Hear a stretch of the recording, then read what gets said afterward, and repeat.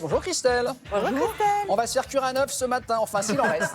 S'il en reste, eh ben oui, puisque notre consommation augmente chaque année et la France, Christelle, traverse une pénurie d'œufs. Oui, absolument. Alors même si on en raffole, est-ce que les œufs sont vraiment bons pour la santé? On entend tout et son contraire. On entend tout et son contraire. Et pourquoi on entend tout et son contraire? À cause du fameux cholestérol. Ah oui. On a peur du cholestérol. Et c'est vrai que le cholestérol est l'œuf est l'aliment qui contient le plus de cholestérol dans notre alimentation, devant les abats, devant la crevette. Et en fait, l'œuf, eh bien, c'est la première source de cholestérol de l'alimentation occidentale. Pardon, le bacon n'en a que 42 par Et rapport oui, à... il y a beaucoup plus de cholestérol dans les crevettes C'est et dans dingue. les œufs que dans le bacon. Ah ouais. Et voilà. Et en fait, quand on parle de cholestérol, on imagine quoi? Des artères qui sont bien encrassées et un cœur qui souffre.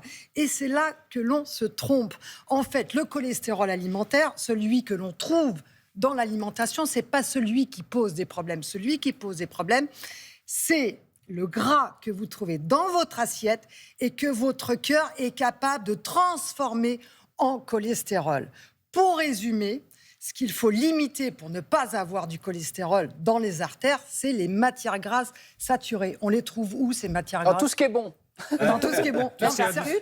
la charcuterie, le beurre, les viandes grasses, etc. et les produits ultra transformés, parce qu'il y a des graisses végétales qui sont très transformées et qui se comportent comme des graisses saturées. Donc, si on veut limiter notre taux de mauvais cholestérol, on peut consommer, ça ce sont les nouvelles recommandations européennes, jusqu'à un œuf par jour, sans problème, quand on est en bonne santé. En revanche, on fait attention à tout le reste. Et C'est on pas dit beaucoup, un œuf. Non. Un œuf par jour? jour Ah ben, Bah avant, non, c'est oh pas bah, beaucoup, quand c'est quand même. même pas mal. Ah bon? Avant, on était on le beaucoup. retrouve dans Vous faites des œufs brouillés, moi j'en mets 2-3. Ah oui. Avec de la crème fraîche et du beurre. Ah oui. Bah, tant qu'à faire. Et on dit que les protéines de l'œuf sont excellentes. Est-ce que Oui. ça, c'est vrai ou pas? Ça, c'est vrai, c'est confirmé. Les protéines d'œufs sont excellentes. C'est une source exceptionnelle. Il y en a autant dans le jaune que dans le blanc. Et attention à la cuisson. Comment vous aimez le consommer, votre œuf? Cru. Enfin, cru. Non, alors cru, non. Alors pourquoi? Parce qu'il faut cuire le blanc. Parce que dans le blanc, il y a des protéines.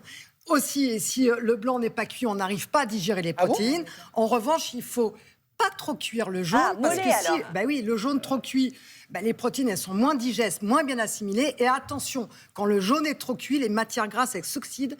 Et là, elles deviennent dangereuses pour votre cœur et pour la tuyauterie qui va avec. Donc, les œufs mollets, les œufs au plat, les œufs à la coque. Et pas les œufs durs. Et pas les œufs durs. Et pour terminer, attention, les œufs, on fait attention. Il y a des poules qui sont en souffrance dans des conditions extrêmes d'élevage.